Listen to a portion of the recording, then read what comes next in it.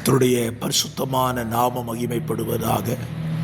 ஆசீர்வாதமான ஒரு நல்ல காலை வேளையிலேயும் பாளையங்கோட்டை இந்திய தேவ சபையிலிருந்து காலை மன்னாவை உங்களுக்கு வழங்குவதில் மிகுந்த சந்தோஷம்.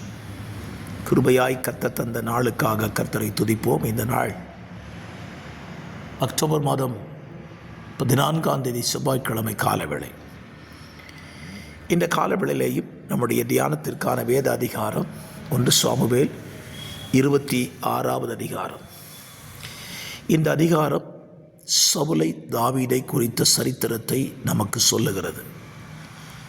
சவுல் தாவீதை தொடர்ந்து வேட்டையாடுகிற ஒரு நிலையை இந்த அதிகாரத்தில் வாசிக்க முடியும். இந்த அதிகாரத்தில் தாவீதை சவுல் கொல்ல வரும்பொழுது தாவீது சவுலை கொல்லாமல் அவனை தப்புவித்து அவனிடத்தில் பேசுகிற வார்த்தைகளை இந்த அதிகாரத்தில் நீங்கள் வாசிக்கலாம்.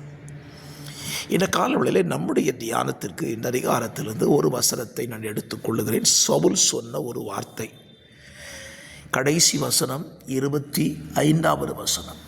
அப்பொழுது சவுல் தாவீதை நோக்கி, என் குமாரனாகிய தாவீதே, நீ ஆசீர்வதிக்கப்பட்டவன், நீ பெரிய காரியங்களை செய்வாய், மென்மேலும் பலப்படுவாய் என்றார்.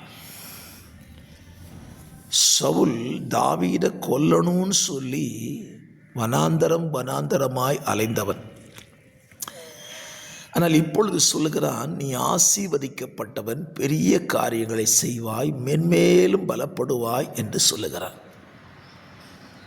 காரணம் என்ன? கர்த்தர் தாவீதோடு இருக்கிறார் என்றும் தன்னை விட்டு கர்த்தர் விலகினார் என்பதையும் சவுல் சரியாய் அறிந்து கொண்டார்.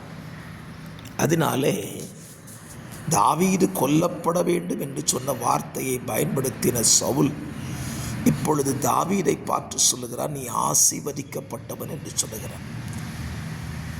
என கேட்கிற அருமையான கர்த்தருடைய பிள்ளைகளே, தேவன் ஒரு மனிதனை ஆசீர்வதிக்க நினைத்து விட்டாரானால், ஆசீர்வதிப்பாரானால், எந்த மனுஷனாலும் அவனை சபிக்கவோ அழிக்கவோ முடியாது.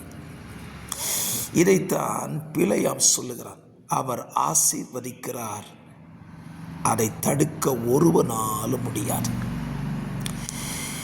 ஆகவே என்னை கேட்கிற கர்த்தருடைய பிள்ளைகளே, கர்த்தர் உங்களை ஆசீர்வதிக்க திட்டம் பண்ணி தீர்மானித்து விட்டார். உங்களுக்கு எதிராக எத்தனை பேர் எழும்பினாலும் அவர்களால் ஒன்று செய்ய முடியாது. அதே போல நீங்கள் எத்தனை பேரை அழிக்கணும், அவங்கள சபிக்கணும் நீங்கள் நினைச்சாலும் கர்த்தர் ஆசீர்வதிக்கிற மனுஷனை சபிக்கவோ அழிக்கவோ முடியாது.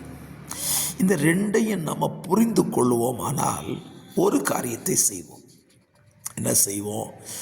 தேவன் ஆசீர்வதிக்கிற மனிதனை பின்தொடருவதை விட்டுவிட்டு நம்ம வழியை நம்ம பார்க்க ஆரம்பிச்சிடும்.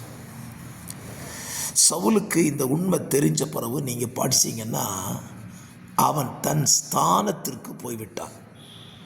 அதுக்கு பிறகு தாவீதை பின்தொடரலை. ஏன்னா ஒரு உண்மை புரிஞ்சிட்டு, தாவீதை கர்த்தர் ஆசீர்வதிக்கிறார், தாவீதோடு கர்த்தர் இருக்கிறார், அவனை ஒன்றுமே செய்ய முடியாதுன்னு சவுலுக்கு தெரிஞ்சிச்சு. ஆகவே அவன் தன் வழியே போய்விட்டான். இந்த காலவழியே நான் உங்களுக்கு சொல்லுவேன், தேவன் ஆசீர்வதிக்கிற மனிதர்களை நாம் பின்தொடர்ந்து அவர்களுக்கு தொல்லை கொடுக்கிறதை நிறுத்திவிட்டு நம்ம வழியில் நம்ம போகணும். நமக்கு போகிற வழி எது? தேவனுடைய ஆசீர்வாதத்தை பெற்றுக்கொள்ளுகிற வழியில் நாம் போகணும். சவுல் தன் வழியே போனான். உங்கள் வழியில் நீங்கள் போயிடாதீங்க, கர்த்தர் ஆசீர்வதிக்கிற வழியில் நீங்கள் போங்க. அது உங்களுக்கும் ஆசீர்வாதம், மற்றவங்களுக்கு அது நன்மையாக இருக்கும். ஆகவே இந்த நல்ல சிந்தையோடு இந்த நாளை துவங்குங்கள். கர்த்தர் உங்களை ஆசீர்வதிப்பார். பரிசுத்த பிதாவே, இந்த நல்ல காலவெளியிலே தந்தை தியானத்துக்காய் ஸ்தோத்திரம். சவுலுக்குள் கிடைத்த வெளிப்பாட்டை போல எங்களுக்கு இந்த வெளிப்பாட்டை தந்து நாங்களும் இந்த பாதையில் நடக்க எங்களுக்கு உதவி செய்யும். வார்த்தையை கேட்கிற பிள்ளைகளுக்கு இது ஆசீர்வாதமாக இருக்கட்டும். இயேசுவின் நாமத்தில் ஜெபிக்கிறேன் நல்ல பிதாவே, ஆமேன், ஆமேன். God bless you. கர்த்தர் உங்களை ஆசீர்வதிப்பார்.